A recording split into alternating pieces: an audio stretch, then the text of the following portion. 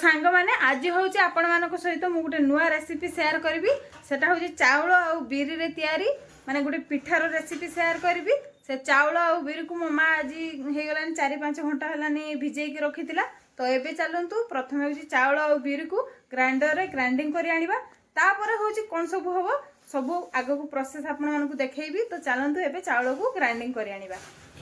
तो ये देखु सांग मैंने ये रहा बिरी आउ ये रहा चाउल तो ये हूँ ये दुटा को एका सागर मिसिकी ग्राइंडिंग कर आनिबा।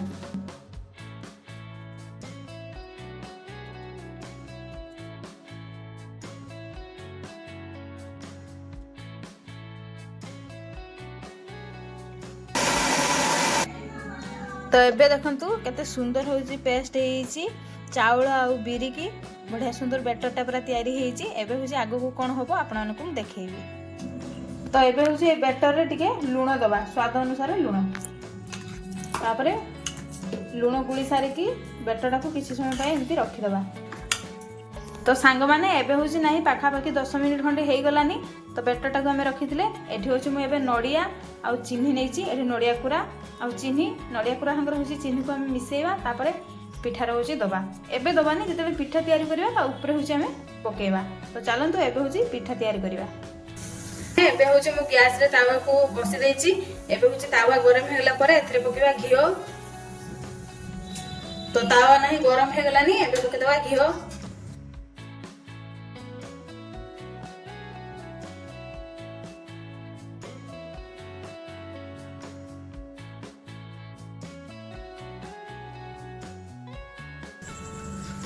तो सांग माने एबे हूँ बिरी आ चाउल रे जे बैटरटा तैयारी करछे एबे से बैटरटा दबा।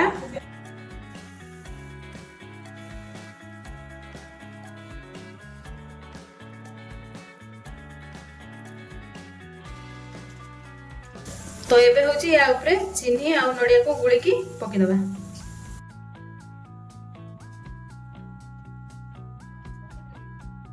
तो सांग माने पिठाटा को एबे उल्टी दबा।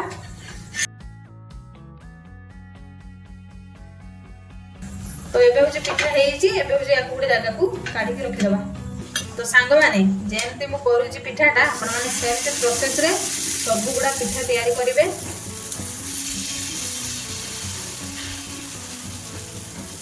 एबे हूँ या ऊपर पकेदबा नड़िया और चीनी।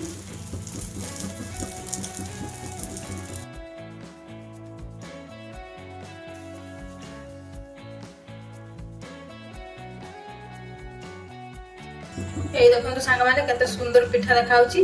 तो मुझे कहली आपण माने सेमती प्रोसेस रे सब पिठा को तैयारी कर देबे। तो मु सब पिठा तैयारी कर सारी के आपण मानकु देखाउची। तो सांग माने देखंतु एबे होउची रेडी हेईची मो पिठा। तो आपण माने तो देखिले मु केमती प्रोसेस रे आ कम सामग्री रे पिठाटा तैयारी करली। सतरे सांग माने पिठाटा खाइबा पई बहुत बढ़िया लागुची पूरा टेस्टी हेईची।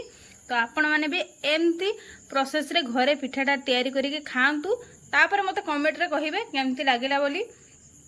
तो सांग माने आज रो ए पिठार रेसिपीटा जदि आपण मानकु भल लागिथिबो तेबे मो वीडियो रे गुटे गुटे लाइक करिवे गुटे गुटे कमेंट करिवे मो चैनल टी को सब्सक्राइब कर देबे आ मो रेसिपी टी समस्त के संगे शेयर करिवे। तो सांग माने एमती नुआ नुआ रेसिपी आपण मानक पई मु नै आसीबी। तो सेते पर्यंत रहुची नमस्कार जय जगन्नाथ।